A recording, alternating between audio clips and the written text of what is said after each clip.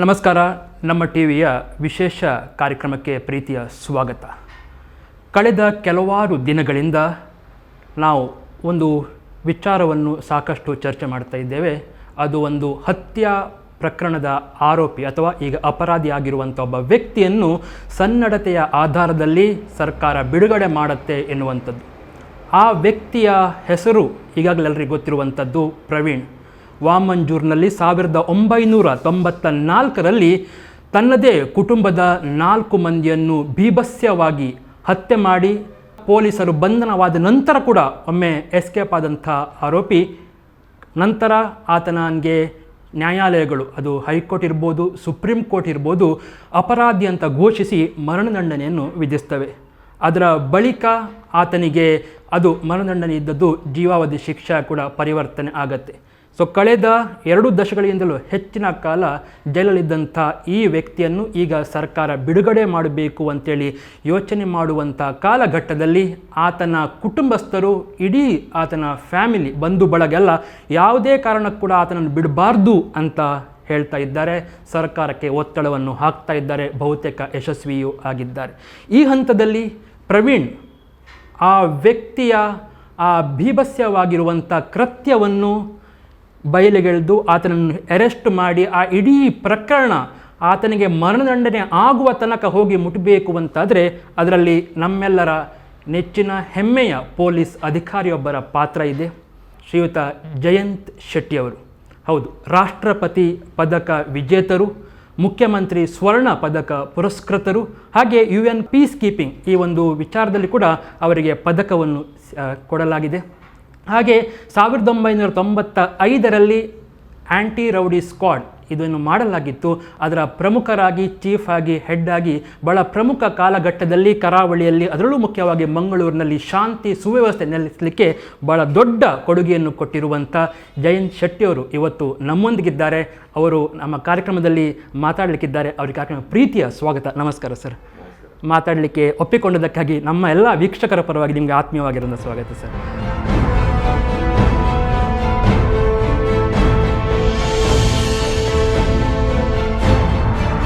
Sir, Praveen ಪ್ರಕರಣ ಅಂತ ಹೇಳಿದ ಕೂಡಲೇ ಬಹುಶಃ ನಿಮ್ಮ ನೆನಪುಗಳು ತುಂಬ ಹಿಂದಕ್ಕೆ ಹೋಗುತ್ತೆ. ಸುಮಾರು 28 ವರ್ಷಗಳ ಹಿಂದೆ. ಸೊ ಆ ಘಟನೆಯನ್ನು ಮೊದಲು ಜ್ಞಾಪಿಸಿಕೊಂಡಾಗ ಮತ್ತು ಈಗ ಚರ್ಚೆ ಆಗುತ್ತಿರುವಂಥ ಈ ಹಂತದಲ್ಲಿ ನೀವು ಮತ್ತೆ ಮಾಧ್ಯಮಗಳಲ್ಲಿ ಓದ್ತಾ ಇದ್ದೀರಿ ಅಥವಾ ನೋಡ್ತಾ ಇದ್ದೀರಿ, ಏನು ಅನಿಸ್ಲಿಕ್ಕೆ ಶುರುವಾಯಿತು ಸರ್? ಈ 28 ವರ್ಷಗಳ ಅವಧಿಯಲ್ಲಿ ಮಧ್ಯೆ ಬಹುಶಃ ಅವನಿಗೆ ಮರಣದಂಡನೆ ಆಯಿತು. ಆಮೇಲೆ ಅದನ್ನು ಲೈಫ್ ಇಂಪ್ರಿಸನ್ಮೆಂಟ್ಗೆ ಕಡಿಮೆ ಮಾಡಿದರು ಅನ್ನೋ ವಿಷಯ ಗೊತ್ತಿತ್ತು. ಆನಂತರ ಏನಾಯಿತು ಅಂತ ನನಗೆ ಗೊತ್ತಿರಲಿಲ್ಲ. ಇತ್ತೀಚೆಗೊಂದು 15 ದಿವಸದಿಂದ ಈ ಮೃತಪಟ್ಟ ಕುಟುಂಬದ ಹಿರಿಯ ಸದಸ್ಯರ ಸೀತಾರಾಮ್ ಗುರುಪುರವರು ನನಗೊಂದು ದಿವಸ ಮೆಸೇಜ್ ಮಾಡಿದರು. ಸರ್, ಈ ಥರ ಅವನಿಗೆ ಮತ್ತೆ ಬಿಡುಗಡೆ ಮಾಡ್ತಾರಂತ ಸನ್ನಡತೆ ಆಧಾರದಲ್ಲಿ. ನಮಗೆ ತುಂಬ ಅಸಮಾಧಾನ ಇದೆ ಕುಟುಂಬಸ್ಥರಿಗೆ, ನಾವು ಅದನ್ನು ಅಪೀಲ್ ಮಾಡಬೇಕು, ನಮ್ಗೆ ಸ್ವಲ್ಪ ನಿಮ್ಮ ಸಹಕಾರ ಬೇಕು ಅಂತ. ಕೊನೆ ನಾನೇ ಫೋನ್ ಮಾಡಿ ಮಾತಾಡಿದವ್ರ ಹತ್ರ ಮಾತಾಡಿ ಹೇಳಿದೆ, ನೋಡಿ ಇದರಲ್ಲಿ ತುಂಬ ಕೆಲಸ ಆಲ್ರೆಡಿ ಡೆವಲಪ್ಮೆಂಟ್ ಆಗಿ ಹೋಗಿದೆ, ಸರ್ಕಾರದ ಥ್ರೂ ಆಗಲಿ ಅಥವಾ ನ್ಯಾಯಾಲಯದ ಮುಖಾಂತರ ಆಗಲಿ. ಅದನ್ನು ನೀವು ಮತ್ತೆ ಪುನಃ ಅದನ್ನು ಅವನನ್ನು ಬಿಡುಗಡೆ ಮಾಡಬಾರ್ದಂತ ಹೇಳುವ ಒಂದು ಅವಕಾಶ ಕಲ್ಪಿಸ್ಬೇಕಾದ್ರೆ ನೀವು ಬಹುಶಃ ಮೇಲಿನ ಹಂತದ ಅಧಿಕಾರಿಗಳು ಅಥವಾ ರಾಜಕಾರಣಿಗಳನ್ನು ಅಥವಾ ಮಂತ್ರಿಗಳನ್ನು ಭೇಟಿಯಾಗಬೇಕಾಗ್ತದೆ. ಸೊ ನೀವು ಒಂದು ಕೆಲಸ ಮಾಡಿ, ನೀವು ಅದಕ್ಕೆ ಯಾರನ್ನು ಮೀಟ್ ಮಾಡ್ಬೇಕಂತ ನಿಮ್ಗೆ ಹೇಳ್ತೇನೆ, ಅವ್ರಿಗೆ ಒಂದು ರೆಪ್ರೆಸೆಂಟೇಷನ್ ಕೊಟ್ಟು ಅದನ್ನು ಮಾತಾಡಿ ಅಂತ ಹೇಳಿದೆ. ಅದಕ್ಕೆ ಒಪ್ಕೊಂಡು ಈಗ ಬಹುಶಃ ಮಂಗಳೂರು ಕಮಿಷನರ್ ಹತ್ರ ಹೋಗಿದ್ದಾರೆ, ಆಮೇಲೆ ಹೋಮ್ ಮಿನಿಸ್ಟರ್ ಹತ್ರ ಹೋದರು, ಮತ್ತು ಇನ್ನಿತರ ಸಂಸದ ಹತ್ರ ಹೋದರು. ಅವ್ರ ಮುಖಾಂತರ ಎಲ್ಲ ರೆಪ್ರೆಸೆಂಟೇಷನ್ ಕೊಟ್ಟಿದ್ದಾರೆ. ಈಗ ಆ ಸದ್ಯದ ಪರಿಸ್ಥಿತಿಯಲ್ಲಿದೆ. ಇನ್ನು 1994 ವಿಷಯ ಮಾತಾಡಬೇಕಾದ್ರೆ ಆವಾಗ ಒಂದು ದಿವಸ ಬಹುಶಃ ಫೆಬ್ರವರಿ ತಿಂಗಳು 23ನೇ ತಾರೀಕು ಬೆಳಿಗ್ಗೆ ನನಗೆ ನಮ್ಮ ಪಣಂಬೂರು DSP ಅವರು ಕರೀತಾರೆ. ಈಗ ಇದರಲ್ಲಿ ವಾಮಂಜೂರಲ್ಲಿ ಒಂದು ಭೀಕರ ಕೊಲೆ ಆಗಿದೆ, 4 ಜನರದ್ದು, ನೀವು ಕೂಡಲೇ ಅಲ್ಲಿಗೆ ಬನ್ನಿ ಅಂತ. ಮತ್ತು ಬೇರೆ ಅಧಿಕಾರಿಗಳನ್ನು ಕರೀತಾರೆ. ಸೊ ನಮ್ಗೆ ಏನು ಮಾಡ್ತಾರೆ, ಒಂದೊಂದು ತಂಡ ರಚಿಸ್ತಾರೆ ತನಿಖೆಗೆ, ಬೇರೆ ಬೇರೆ ತಂಡ. ಸೊ ನಮ್ಮ ತಂಡದಲ್ಲಿ ಒಂದು 5-6 ಜನ ಇದ್ದರೂ ನಾವು ಘಟನಾ ಸ್ಥಳಕ್ಕೆ ಭೇಟಿ ನೀಡ್ತೇವೆ. ನೋಡುವಾಗ 4 ಜನರ ಹೆಣ ಬಿದ್ದಿರ್ತದೆ. ಒಂದು ಹೊರಗಿನ ಕೋಣೆಯಲ್ಲಿರ್ತದೆ, ಒಳಗಿನ ಕೋಣೆಯಲ್ಲಿ ತಾಯಿ ಮಗಳದ್ದು, ಇನ್ನೊಂದು ಪಕ್ಕದಲ್ಲಿ ಅಜ್ಜಿದು. ನೋಡಿ ತಕ್ಷಣ ಯಾರಿಗೂ ಏನು ಹೇಳಿಕ್ಕೆ ಗೊತ್ತಾಗೋದಿಲ್ಲ. ಯಾಕಂದರೆ ಬೆಳಗಿನ ಜಾವ ಅವತ್ತು ನೋಡಿದವನು ಹಾಲು ಕೊಡು ಹುಡುಗ, ಮನೆ ಬಾಗಿಲು ಓಪನ್ ಇತ್ತು, ಒಳಗೆ ಹೋಗಿ ನೋಡುವಾಗ 4 ಹೆಣ ಬಿದ್ದಿತ್ತು. ಅವ್ನು ಬಹುಶಃ 1-2 ನೋಡಿದಾನೆ. ಅಷ್ಟೊತ್ತಿಗೆ ಪಕ್ಕದ ಮನೆಯವರಿಗೆಲ್ಲ ಹೇಳಿ ಅವನು ಅಲ್ಲಿಂದ ಪೊಲೀಸರಿಗೆ ಬಂತು. ನಾವು ನೋಡುವಾಗ ಖಂಡಿತವಾಗಿಯೂ ಇದರಲ್ಲಿ ಕೊಲೆ ಅನ್ನೋದಕ್ಕೇನು ಸಂಶಯನೇ ಇಲ್ಲ, ಯಾಕಂದರೆ 4 ಹೆಣ ಬಿದ್ದಿದೆ, ರಕ್ತ ಸಿಕ್ತವಾಗಿ ಬಿದ್ದು ಎಲ್ಲ ಆಗಿದೆ. ಇನ್ನು ಕಾರಣ ಏನು, ಯಾರು ಮಾಡಿದ್ರು ಅನ್ನೋ ಪ್ರಶ್ನೆ ಆ ಸಂದರ್ಭದಲ್ಲಿ ತಕ್ಷಣ ನಮಗೆ ತೀರ್ಮಾನಕ್ಕೆ ಬರಲಿಕ್ಕಾಗಿಲ್ಲ. ಆದರೆ ಅಲ್ಲಿ ಇರುವಂಥ ವಸ್ತುಸ್ಥಿತಿಯನ್ನು ಗಮನಿಸಿದಾಗ, ನಾವಾಗಲಿ ನಮ್ಮ ಜೊತೆಯಲ್ಲಿದ್ದ ಇನ್ನಿತರ ಅಧಿಕಾರಿಗಳು ವಸ್ತುಸ್ಥಿತಿ ಗಮನಿಸಿದಾಗ ಏನಾಯಿತು, ಅಲ್ಲಿ ಹೊರಗಿನ ಹಾಲಲ್ಲಿ ಆ ಗೋವಿಂದ ಅನ್ನೋರು ಮಾಡಿರಾಗಿತ್ತು. ಅವ್ರ ಪಕ್ಕದಲ್ಲಿ ಒಂದು ಬೆಡ್ ಇತ್ತು ಎಕ್ಸ್ಟ್ರಾ. ಸೊ ಆ ಬೆಡ್ ಯಾಕೆ ಬಂತು ಅಂತ, ಒಬ್ಬನೇ ಮಲ್ಗೋಗಿ 2 ಬೆಡ್ ಯಾಕೆ ಬಂತು, ಅದು ಅಸ್ತವ್ಯಸ್ತ ಆಗಿತ್ತು.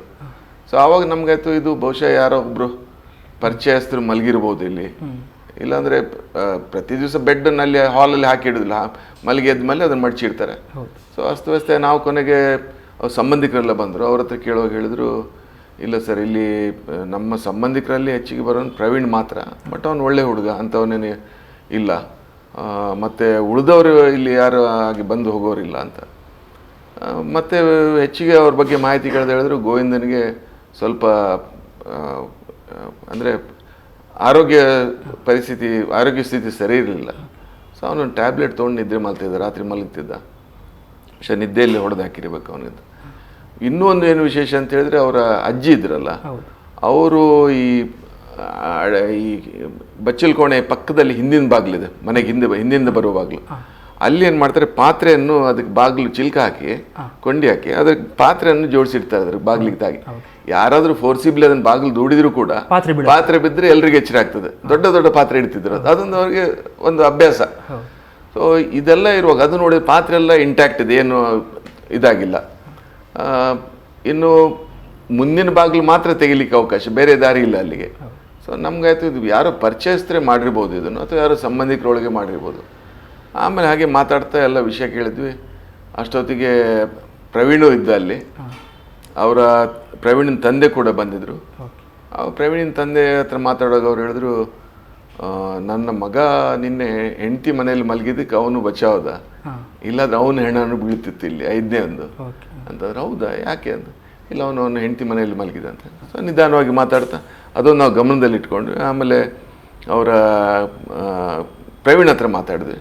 ಅವನು ಹಾಗೆ ಹೇಳ್ದ, ನಾನು ಹೆಂಡತಿ ಮನೆಯಲ್ಲಿದ್ದೆ ಸರ್, ಹೀಗಾಯಿತು ಅಂತ. ಮತ್ತೆಲ್ಲ ಅವ್ರವ್ರ ಕೆಲಸ ಮಾಡ್ಕೊಂಡಿದ್ರು. ಆಮೇಲೆ ನಮ್ಮ ತನಿಖೆ ಮುಂದುವರಿತು. ನಮ್ಮ ಮುಖ್ಯ ತನಿಖಾಧಿಕಾರಿಯವರು ಈ ತಂಡದಲ್ಲಿದ್ದವರು ಆ ಸಂದರ್ಭದಲ್ಲಿ ಅವರು ಕೂಡ ಅವರವರು ಅಂದರೆ ಬೇರೆ ಬೇರೆ ತಂಡ ಮಾಡಿತ್ತು, ಅವರಲ್ಲೆಲ್ಲ ಇನ್ವಾಲ್ವ್ ಆಗಿದ್ದರು. ಆಮೇಲೆ ಇವೆಲ್ಲ ವಿಚಾರ ಗಮನಕ್ಕೆ ತಗೊಂಡು ಇನ್ನು ಮುಂದೆ ಅದ್ರ ಬಗ್ಗೆ ಏನು ಯಾವ ರೀತಿಯಲ್ಲಿ ತನಿಖೆ ಮಾಡಬೇಕಂದ್ರೆ ನಮ್ಮ DSP ಅವರು ನಮಗೆಲ್ಲ ಗೈಡ್ ಮಾಡಿದರು. ನಾವೆಲ್ಲ ಬೇರೆ ಬೇರೆ ತಂಡ ಆಗಿ ಕಾರ್ಯಾಚರಣೆ ಮಾಡ್ತಾಯಿದ್ವಿ. ಸೊ ನಮಗೇನಾಯಿತು, ಅವತ್ತು ತನಿಖೆಗೆ ಬೇಕಾಗುವಂಥ ಎಲ್ಲ ಸಾಕ್ಷ್ಯಾಧಾರಗಳನ್ನು ಸಂಗ್ರಹ ಮಾಡಿದ ನಂತರ ನಾವೇನು ಮಾಡಿದ್ವಿ, ಈ ಪ್ರವೀಣ ಅಂದರೆ ಮುಖ್ಯವಾಗಿ ಅವನ ಬಗ್ಗೆ ಸಂಶಯ ಬರಲಿಕ್ಕೆ ಶುರು ಆಯಿತು. ಯಾಕಂದ್ರೆ ಮಲಗಲಿಕ್ಕೆ ವಾರಕ್ಕೆ 1-2 ಸಲ ಬರ್ತಿರೋನು. ಆಮೇಲೆ ಸಾಮಾನ್ಯವಾಗಿ ಮಂಗಳೂರಿಗೆ ಬಂದು ಒಂದು ಇಲ್ಲಿ ಚಿಲಿಂಬಿ ಹತ್ರ ಒಂದು ಟೇಲರಿಂಗ್ ಶಾಪಲ್ಲಿ ಮನೇಲಿದೆ, ಅಲ್ಲಿಗೆ ಇವನು ಬಟ್ಟೆ ಹೊಲಿದು ತಂದು ಕೊಟ್ಟು ಒಂದು ದಿವಸ ಹಾಲ್ಟ್ ಮಾಡಿ ಹೋಗ್ತಾ ಇದ್ದೆ. ಯಾವಾಗಲೂ ಅದು ರುಟೀನ್ ಪ್ರಾಕ್ಟೀಸ್. ಉಪ್ಪಿನಂಗಡಿಯಿಂದ ಬರ್ತಿದ್ದ. ಸೊ ಅದು ಒಂದು ನಮಗೆ ಸಂಶಯಕ್ಕೆ ಕಾರಣ. ಆಮೇಲೆ ನಾವು ನಿಧಾನವಾಗಿ ನೋಡೋಣ ಅಂತೇಳಿ ನಮ್ಮ ತಂಡ ನನ್ನ ಜೊತೆಗಿದ್ದವ್ರು ನಾವೆಲ್ಲ ಉಪ್ಪಿನಂಗಡಿ ಹೋದ್ವಿ. ಉಪ್ಪಿನಂಗಡಿ ಹೋಗಿ ಅವನಿಗೆ ಕರೆಸಿ ಮಾತಾಡೋಣ ಒಬ್ಬೊಬ್ಬರನ್ನಾಗಿ. ಮೊದಲು ನಾವೊಂದು ಪ್ಲ್ಯಾನಿಂಗ್ ಮಾಡಿದ್ವಿ, ಏನಂದರೆ ಅವನನ್ನು ಡೈರೆಕ್ಟ್ ಅಲ್ಲಿ ಮನೆ ಹೋಗಿ ಮಾತಾಡಿದ್ರೆ ಮನೆಯವರು ಇರ್ತಾರೆ, ಮತ್ತು ಅವನಷ್ಟು ಸುಲಭವಾಗಿ ಬಾಯಿ ಬಿಡಲಿಕ್ಕಿಲ್ಲ. ಸ್ವಲ್ಪ ಅವನಿಗೆ ಧೈರ್ಯ ಇರ್ತಾನೆ. ನನ್ನ ಮನೇಲಿ ನಮಗೆ ಅಂದರೆ ಮನೆಗೂ ಕೂಡ ಅಲ್ಲಿ ನಾವು ವೆಹಿಕಲ್ ನಿಲ್ಲಿಸಿದ ಜಾಗದಿಂದ ಒಂದು 1/2 ಕಿಲೋಮೀಟರ್ ನಡ್ಕೊಂಡು ಹೋಗ್ಬೇಕು. ಅಣ್ಣ ತಮ್ಮ ಇಬ್ಬರಿಗೂ ಕರೆಸಿ ಮೊದಲು ತಮ್ಮನನ್ನು ವ್ಯಾನ್ ಒಳಗಡೆನೆ ಕೂರಿಸಿ ಮಾತಾಡ್ತಾಯಿದ್ವಿ. ನಮ್ಮ ತಂಡದವ್ರು ನಾನು ಹೇಳಿದೆ, ನೀವು ಅವನ ಬಿಹೇವಿಯರನ್ನು ಅಬ್ಸರ್ವ್ ಮಾಡಿ ಯಾವ ರೀತಿ ಇರ್ತದೆ. ಯಾಕೆ ತಮ್ಮನನ್ನು ಕ್ವಶನ್ ಮಾಡಿ ಗಂಡನಿಗೆ ಗೊತ್ತಿರ್ತದೆ, ತಮ್ಮ ಫ್ರೀಯಾಗಿ ಮಾತಾಡ್ತಿದ್ದ. ಸೊ ಒಂದು 50 ಮೀಟರ್ ದೂರದಲ್ಲಿ ಅವ್ನು ನಿಂತಿದ್ದ. ನಮ್ಮವ್ರು ವ್ಯಾನ್ ಕೆಳಗೆ ಒಂದು 2-3 ಜನ ಅವ್ರು ಮಾತಾಡ್ತಾ ಅವನನ್ನೇ ಅಬ್ಸರ್ವ್ ಮಾಡ್ತಾಯಿದ್ರು, ಬಾಡಿ ಲ್ಯಾಂಗ್ವೇಜ್ ಆಗಿದೆ ಅಂತ. ಇವನು ಏನು ಮಾಡಿದ್ರೆ, ನಾವು ಕೇಳ್ತಾ ಇರುವಾಗ ಅವನು ಈ ಕಾಲು ಕೆಳಗಿದ್ದ ಟೆನ್ಷನಲ್ಲಿ ಕಾಲು ಕೆರಿತಾ ಇದ್ದಂತೆ. ಈ ಕಡೆ ನಮ್ಮ ಕಡೆ ನೋಡ್ತಾನೆ ಇರಲಿಲ್ಲ. ಅಂದರೆ ನೆಕ್ಸ್ಟ್ ನಂದು ಬಂದಾಗೆ ಹೇಗೆ ಉತ್ತರ ಕೊಡಬೇಕಂತ ಅವನ ಲೋಕದಲ್ಲಿದ್ದ. ಸೊ ಇಲ್ಲಿ ಇವನ ಹತ್ರ ಮಾತಾಡಿಕೊಂಡು 1-1.5 ಗಂಟೆ ಆಯ್ತು ಮಧ್ಯಾಹ್ನ.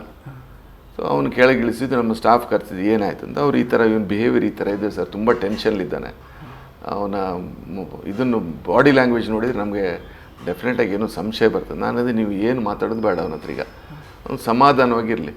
ಅವನು ಕರೆಸಿ ಹೇಳಿದೆ, ನೋಡಪ್ಪ ಪ್ರವೀಣ್, ಈಗ 1.5 ಗಂಟೆ ಆಯಿತು, ನಮಗೆಲ್ಲ ಹೊಟ್ಟೆ ಹಸಿದಿದೆ, ಇನ್ನು ನಾವಿಲ್ಲಿ ನಿಂತರೆ ಮತ್ತೆ ಮಧ್ಯಾಹ್ನ ಆಗ್ತದೆ, ನಿನಗೇನಾದರೂ ಮಂಗಳೂರು ಕಡೆ ಬರಲಿಕ್ಕಿದೆಯಾ? ಹೌದು ಸರ್, ನನಗೆ ಮಂಗಳೂರು ಕೆಲಸ ಇದೆ, ಬರ್ತೇನೆ ಅಂದ. ಹಾಗಾದ್ರೆ ಹೋಗಿ ಬಟ್ಟೆ ತೊಗೊಂಡು ಬಾ ಅಂತ ಕಳಿಸಿದೆ. ಅಲ್ಲಿಂದ ಅರ್ಧ ಕಿಲೋಮೀಟ್ರ್ ಹೋಗ್ಬೇಕು. ನಮ್ಮವ್ರಿಗೆ ಅವನ ಮೇಲೆ ಸಂಶಯ ಭಾಳ ಇತ್ತು, ನಮ್ಮ ಟೀಮ್ನವ್ರಿಗೆ. ಅಲ್ಲಿಂದ ಎಸ್ಕೇಪ್ ಆಗ್ಬೋದು. ಹೌದು. ಆಮೇಲೆ ಇವರು ಹೇಳಿದ್ರು, ಸರ್ ಅವನು ಹೋದ, ಇನ್ನು ಬರ್ತಾನೆ ಇಲ್ಲೋ ಸರ್ ಅಂತ. ನಾನಂದೇ ಇರಲಿ, ನಾವೊಂದು ಚಾನ್ಸ್ ತೊಗೊಂಡಿದ್ವಿ, ಇವತ್ತು ತಪ್ಪಿಸ್ಕೊಂಡು ಹೋಗ್ಬೋದು, ಇನ್ನೊಮ್ಮೆ ಸಿಗ್ತಾನೆ ಸ್ವಲ್ಪ ದಿವಸ, ಇವತ್ತೆಲ್ಲ ನಾಳೆ ಹೋಗಲಿ ನೋಡೋಣ. ಅರ್ಧ ಗಂಟೆ ಆದಮೇಲೆ ಬಂದ. ಅದು ಏನೆಲ್ಲ ವಿಚಾರ ಮಾಡ್ಕೊಂಡು ಬಂದ ಗೊತ್ತಿಲ್ಲ, ಪ್ಯಾಂಟ್ ಶರ್ಟ್ ಹಾಕ್ಕೊಂಡು ಬಂದ, ಕೈಲೊಂದು ಚೀಲ ಇತ್ತು, ಬಂದಮೇಲೆ ನಾವು ಹೇಳಿದ್ವಿ ಪ್ರವೀಣ್ ಹೋಗೋಣ ಅಂತ. ನಾನು ಮೊದಲೇ ಹೇಳಿದಾಗ ಅವನ ಹತ್ರ ಏನು ಈ ವಿಷಯ ಮಾತಾಡಬೇಡಿ ಅಂತ ಹೇಳಿದೆ ಅವನ ಹತ್ರ, ಈ ಕೊಲೆ ಪ್ರಕರಣದ ಬಗ್ಗೆ ವ್ಯಾನಲ್ಲಿ ಮಾತಾಡೋದು ಬೇಡ. ಸೊ ಆಮೇಲೆ ಉಪ್ಪಿನಂಗಡಿ ಬಂದ್ವಿ, ಒಂದು ರೆಸ್ಟೋರೆಂಟಿಗೆ ಹೋಗಿ ಊಟ ಮಾಡಿದ್ವಿ. ಊಟ ಮಾಡೋವಾಗ ನನಗೊಂದು ಅವನ ಪ್ಲೇಟಲ್ಲಿದ್ದ ಮೊಸರು ಕೊಟ್ಟ, ಸರ್ ಇದೊಂದು ಎಕ್ಸ್ಟ್ರಾ ಇದೆ ತೊಗೊಳ್ಳಿ ಅಂತ ಕೊಟ್ಟ. ಆಯ್ತು ಅಂದೆ. ಆಮೇಲೆ ಸ್ವೀಟ್ ಬೇಕಾಗಿ ಹೇಳಿ ತೊಗೊಂಡು ಎಲ್ಲ ಅಂತೂ ತುಂಬ ಒಂದು ಅರ್ಧ ಮುಕ್ಕಾಲು ಗಂಟೆಯಲ್ಲಿ ಟೈಮ್ ಆಯಿತು. ಅವನಿಗೆ ಡೌಟ್ ಬರಲಿಲ್ಲ ಏನು. ಅವನ ಹತ್ರ ಹೇಳಿ ಹಂಗೆ ಹೇಳಿದ್ವಿ, ನೀವು ಮಂಗಳೂರಲ್ಲಿ ಸ್ವಲ್ಪ ನಿನ್ನ ತಮ್ಮನಾಗೂ ಹೇಳಿಕೆ ಬರ್ಕೊಂಡಾಯ್ತು, ನಿನ್ನೊಂದು ಹೇಳಿಕೆ ಮಾಡ್ಕೊಂಡು ಬಿಡ್ತೇವಂತ. ಆಮೇಲೆ ಅಲ್ಲಿ ಹೋದ್ಮೇಲೆ ಅಲ್ಲಿಂದ ಹೊರಟ್ವಿ, ಉಪ್ಪಿನಂಗಡಿದ ಹೊರಟು ಮಂಗಳೂರಿಗೆ ಅಷ್ಟೊತ್ತಿಗೆ ಸಾಯಂಕಾಲದ 5 ಗಂಟೆ ಆಗಿತ್ತು ನಾವು ಹೊರಡೋಗೆಲ್ಲ, ಎಲ್ಲ ಮುಗಿಸಿ ಬರುವಾಗ.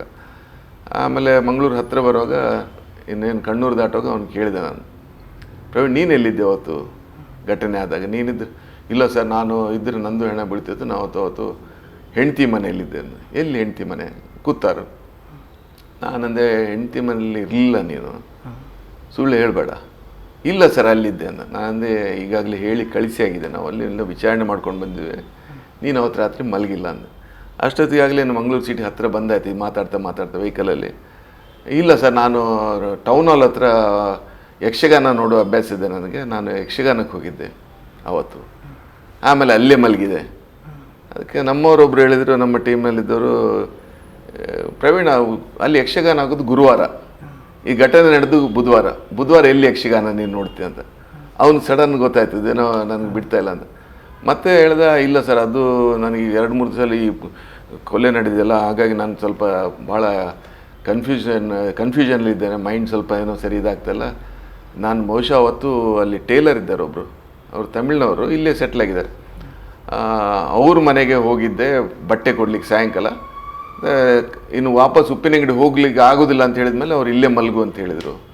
ಎಲ್ಲಿ ಮನೆ ಕೇಳಿದ್ರೆ ಚಿಲಿಮಿಗುಡ್ಡ ಅಂದರೆ. ಅಲ್ಲಿಂದ ವೆಹಿಕಲ್ ಟರ್ನ್ ಮಾಡಿ ಚಿಲಿಮಿಗುಡ್ಡಕ್ಕೆ ಹೋದ್ವಿ, ತಡ ಮಾಡಬಾರ್ದಲ್ಲ. ಅಲ್ಲಿ ಹೋದ್ಮೇಲೆ ಅವರು ಇದ್ದರು, ಆ ಮನೆಯವರಿದ್ದರು, ಅವ್ರಿಗೆ ಕರೆಸಿದ್ವಿ ಹೊರಗೆ. ಹೇಳಿದ್ವಿ ಪರಿಚಯ ಇದೆ ಸರ್ ಪ್ರವೀಣ, ನಮ್ಮಲ್ಲಿ ಬಟ್ಟೆ ಕೊಡ್ಲಿಕ್ಕೆ ಬರ್ತಾನೆ. ನಾನಂದು 2 ದಿವಸದಿಂದ ನಿಮ್ಮ ಮನೆಗೆ ಬಂದು ಮಲಗಿದ್ದೆ ಅಂತ ರಾತ್ರಿ. ಅವ್ರಂದರು ಇಲ್ಲ ಸರ್, ನಮ್ಮ ಮನೇಲಿ ಯಾರಿಗೂ ಮಲಗಲಿಕ್ಕೆ ಅವಕಾಶ ಕೊಡೋದಿಲ್ಲ, ಯಾಕಂದರೆ 2 ಹೆಣ್ಮಕ್ಳಿದ್ದಾರೆ, ಮತ್ತು ಇವನಾಗೇನು ತುಂಬ ಜನ ಟೇಲರಿಂಗ್ ಎಲ್ಲ ಮಾಡ್ಕೊಂಡು ತಂದು ಬಟ್ಟೆ ಕೊಟ್ಟು ಹೋಗ್ತಾರೆ. ಸೊ ಇವನಿಗೆ ಅಲ್ಲಿ ಮಲಗಿಸ್ಲಿಕ್ಕೆ ಅವಕಾಶನೇ, ನಾವು ಮಲಗಿಸಿ ಅಲ್ಲ ಅವನಿಗೆ ಅಂತಂದರು. ಆಯ್ತಪ್ಪ ಹೋಗೋಣ ಅಂತ ಹೇಳಿದ್ವಿ, ಅವ್ರಿಗೆ ಹೇಳಿದ್ವಿ. ಆಮೇಲೆ ಹೊರಟ್ವಿ. ವೆಹಿಕಲಲ್ಲಿ ಬರುವಾಗ ಮೊದಲು ಮತ್ತೆ ಹೇಳಿದ್ವಿ ಅವನಿಗೆ, ನಿಜ ಹೇಳಿದ್ವಿ ನಿಮ್ಗೆ ಗೊತ್ತಿದ್ರೆ.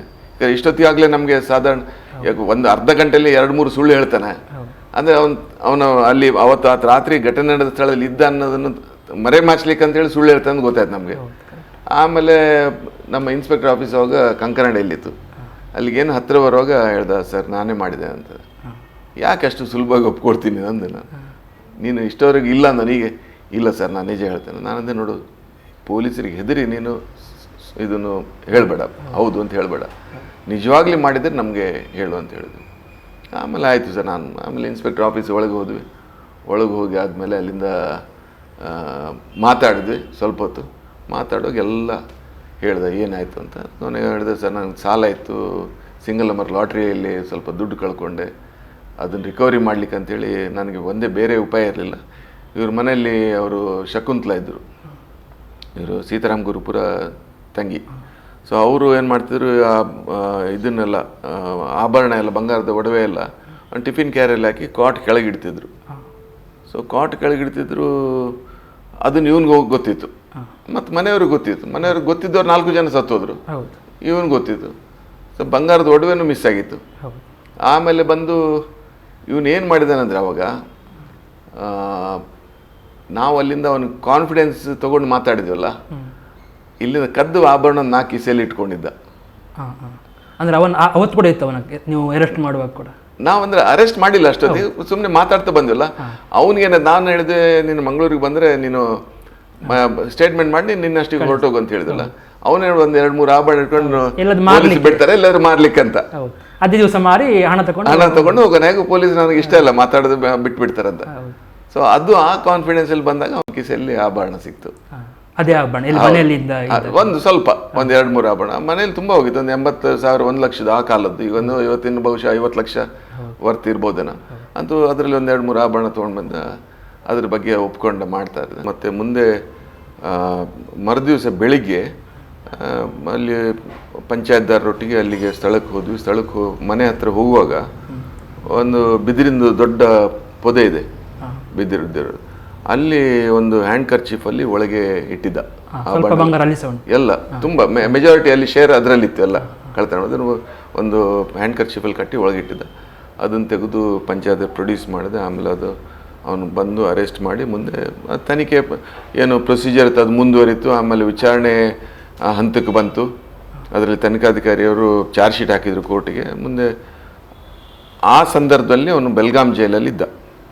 ಸರ್, ಅದಕ್ಕಿಂತ ಮೊದಲು ಅವ ಯಾಕೆ ಎಸ್ಕೇಪ್ ಆಗಿಲ್ಲ ಕೊಲೆ ಮಾಡಿ? ಈಗ ಸಾಮಾನ್ಯವಾಗಿ 4 ಹತ್ಯೆ ಮಾಡಿದ ನಂತರ ಅವನು ಅದೇ ನಿಮ್ಮೊಟ್ಟಿಗೆ ಅಲ್ಲಿ ಇರಬೇಕು ಅಂತ ಆದರೆ, ಅಥವಾ ಅವನ ಫ್ಯಾಮಿಲಿಗೆ ಕೂಡ ತಂದೆ ಕೂಡ ನಿಮ್ಗೆ ಹತ್ರ ಹೇಳಿದ್ರು ಇಲ್ಲಿ ಇರಲಿಲ್ಲ ಅಂತ ಹೇಳಿದ್ರು ಅಂತ. ಸೊ ಅವನು ಅಷ್ಟು ಧೈರ್ಯ ಅವನಿಗಿತ್ತ ಅಥವಾ ಅವನು ನಾವು ನೋಡಿದಾಗೆ ಅಷ್ಟು ಅಗ್ರೆಸಿವ್ ಅಲ್ಲ ಅವನ ಬಿಹೇವಿಯರ್. ಸಾಫ್ಟ್, ತುಂಬ ಸಾಫ್ಟ್ ಮಾತಾಡಲಿಕ್ಕೆ. ಅಷ್ಟಕ್ಕೆ ನಮ್ಮ ಹತ್ರ ಮಾತಾಡೋಕೆ ಹೇಳ್ದ, ಸರ್ ಈ ಥರ ಕೊಲೆ ಮಾಡಿದ್ದು ನಮ್ಮ ಕಡೆಯಿಂದ ಏನು ಸಹಾಯ ಬೇಕಾದ್ರೆ ನಾವು ಮಾಡ್ತೇವೆ, ಅದನ್ನು ಮಾತ್ರ ಹಿಡಿಲೇಬೇಕು ಸರ್, ನೀವು ಅದನ್ನು ಬಿಡಬಾರ್ದು ಅಂತೇಳಿ. ಮತ್ತು ಅವ್ರ ತಂದೆನೂ ಅಲ್ಲಿ ಇವರಿಗೆ ಅವರ ದೈವಕ್ಕೆಲ್ಲ ಹೇಳ್ಕೊಂಡು ಒಂದೇನೋ ಹೌದು ಪತ್ತೆ ಆಗ್ಬೇಕಂತ ಅವರು ಕೂಡ ಕೇಳ್ಕೊಂಡಿದ್ರಂತ. ಅವ್ರಿಗೆ ಗೊತ್ತಿಲ್ಲ. ಇವನು ಅದನ್ನ ನಾಟಕ ಮಾಡಿದೆ ನಮ್ಮ ಹತ್ರ. ಅಷ್ಟು ನಾನು ಹೆಂಡತಿ ಮನೇಲಿದ್ರೆ ಇಷ್ಟೆಲ್ಲ ಅಂದ್ರೆ ಪೊಲೀಸ್ ಇಷ್ಟೆಲ್ಲ ಡೀಪಾಗಿ ಹೋಗಿ ಇನ್ವೆಸ್ಟಿಗೇಷನ್ ಮಾಡ್ತಾರೆ ಇನ್ನೊಂದು ಗೊತ್ತಿಲ್ಲ, ಅವ್ನು ತಪ್ಪಿಸ್ಕೊಳ್ಬೋದು ಅಂತ. ಇವನಲ್ಲಿ ಮನೆಯಲ್ಲಿ ಎಲ್ಲ ತನಿಖೆ ವಿಧಾನ ಮುಗಿದ ಮೇಲೆ ನೆಲ ಎಲ್ಲ ರಕ್ತ ಬಿದ್ದಿತ್ತು, ಎಲ್ಲ ಇಡೀ ಮನೆ ಕ್ಲೀನ್ ಮಾಡ್ಲಿಕ್ಕೆ ಅವನು ಇದ್ದ ಅದರಲ್ಲಿ. ಹೌದು, ಸಂಶಯ ಬರಬಾರ್ದು. ನಾಟಕ ಮಾಡಿದಾನೆ ಹೌದು. ಆಮೇಲೆ ಅವನು ಅರೆಸ್ಟ್ ಆದಮೇಲೆ ಎಲ್ಲ ಒಪ್ಕೊಂಡೆಲ್ಲ ತನಿಖೆ ವಿಧಾನ ಎಲ್ಲ ಮುಗಿದ ಮೇಲೆ ಮತ್ತೆ ಅವನು ಜುಡಿಷಿಯಲ್ ಕಸ್ಟಡಿ ಹೋಗೋದು. ಆಮೇಲೆ ಚಾರ್ಜ್ ಶೀಟ್ ಆಯಿತು, ಅದೆಲ್ಲ ಪ್ರೊಸೀಜರ್ ಫಾಲೋ ಮಾಡಿ ಜೈಲಲ್ಲಿದ್ದ. ಆಮೇಲೆ ಬಹುಶಃ 96-97 ಇರಬೇಕು. ಜೈಲಿಂದ ಬೆಲ್ಗಾಮಿಂದ ಇಲ್ಲಿಗೆ ಕೋರ್ಟಿಗೆ ಹಾಜರು ಮಾಡಲಿಕ್ಕೆ ಕರ್ಕೊಂಡು ಬರ್ತಿರುವಾಗ ಅಲ್ಲಿ ಧಾರವಾಡ ಜಿಲ್ಲೆಯಲ್ಲಿ ಕುಂದಗೋಳ ಅಂತ ಪೊಲೀಸ್ ಸ್ಟೇಷನ್ ಇದೆ. ಆ ಪೊಲೀಸ್ ಸ್ಟೇಷನ್ ಲಿಮಿಟ್ಸಲ್ಲಿ ನ್ಯಾಷನಲ್ ಹೈವೇಲಿ ರೂಟಿಗೆ ನಿಲ್ಲಿಸಿದ್ರು. ಅಲ್ಲಿಂದ ಬರುವಾಗ ಪೊಲೀಸರು ರಾತ್ರಿ ಅಲ್ಲಿಂದ ಎಸ್ಕೇಪ್ ಆದ. ಪೊಲೀಸರಿಗೆ ಗೊತ್ತಿಲ್ಲದಂಗೆ ಅಲ್ಲೆಲ್ಲೇ ಮೂತ್ರ ಮಾಡ್ತೆ ಅಂತ ಹೇಳಿ ಅಲ್ಲಿಂದ ಎಸ್ಕೇಪ್ ಆದ. ಹ್ಯಾಂಡ್ ಕಫ್ ಸಮೇತ ಎಸ್ಕೇಪ್ ಆದ. ಅಲ್ಲಿಂದ ಎಸ್ಕೇಪ್ ಆದವನಿಗೆ ಏನಾಗಲಿ, ಇಲ್ಲಿ ಪೊಲೀಸರು ಏನು ಮಾಡಿದ್ರು, ಇಲ್ಲಿ ಬಂದು ಮಂಗಳೂರಿಂದ ಎಸ್ಕೇಪ್ ಆದಂತ ಕಂಪ್ಲೇಂಟ್ ಕೊಟ್ಟರು.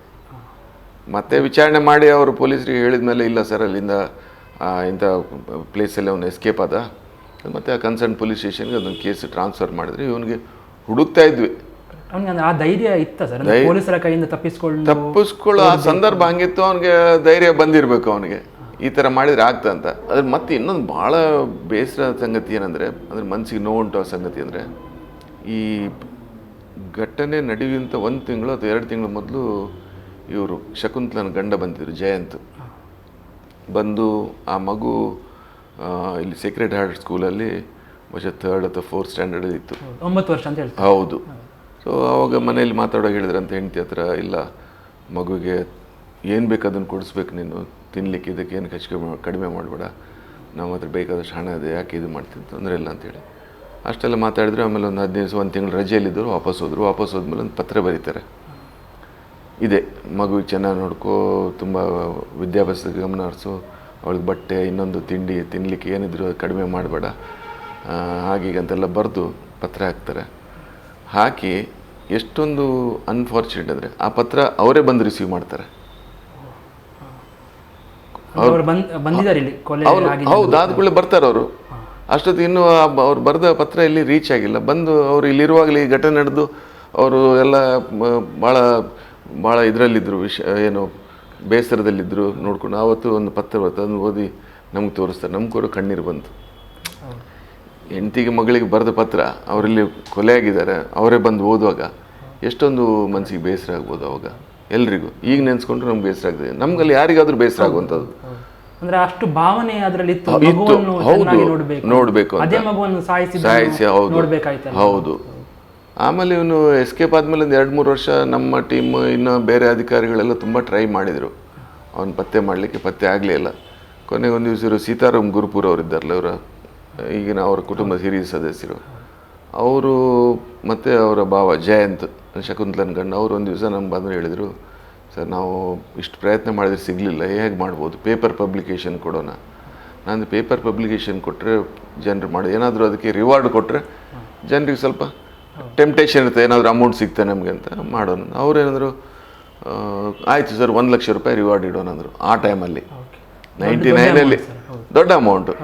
ಸೊ ಆಯ್ತು ಅಂತೇಳಿ ಮತ್ತು ಎಲ್ಲ ಪೇಪರ್ಸಿಗೆ ಕೊಡೋಣ ಅಂತ ಒಂದು ಇದಕ್ಕೆ ಇಲ್ಲಿ ಮರಾಠಿ ಪೇಪರ್ಗೆ, ಇಲ್ಲಿ ಕನ್ನಡ ಕಾರವಾರ, ಆಮೇಲೆ ಈ ಕಡೆ ಹುಬ್ಳಿ ಧಾರವಾಡ ಈ ಸೈಡೆಲ್ಲ ಸರ್ಕ್ಯುಲೇಟ್ ಆಗುವಂಥ ಪೇಪರ್ಗೆ, ಇಂಗ್ಲೀಷ್ ಪೇಪರ್ಗೆಲ್ಲ ಕೊಡೋಣಂತ ಪೇಪರ್ ಪಬ್ಲಿಕೇಶನ್ ಕೊಟ್ಟಾಗಿ ಒಂದು 2-3 ದಿವಸದಲ್ಲಿ ನನಗೆ ಫೋನ್ ಬಂತು.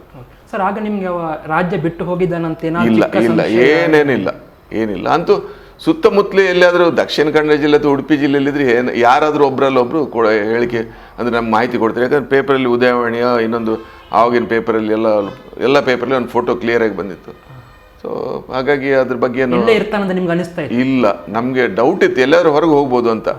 ಇಲ್ಲೆಲ್ಲ ಅಂದರೆ ಬೇರೆ ರಾಜ್ಯಕ್ಕೆ ಹೋಗಿರ್ಬೋದು, ಅದು ಒಂದು. ಇನ್ನೊಂದೇನು ಡೌಟ್ ಇತ್ತು ಅಂದರೆ ನಮಗೆ ಇಷ್ಟೆಲ್ಲ ಘಟನೆ ಆಗುವಾಗ ಅವನ ಮನಸ್ಸಲ್ಲಿ ಆಯಿತು ನಾನು ಸಿಕ್ಕಿ ಬೀಳುದಿಲ್ಲ ಪೊಲೀಸರಿಗೆ ಅಂತ.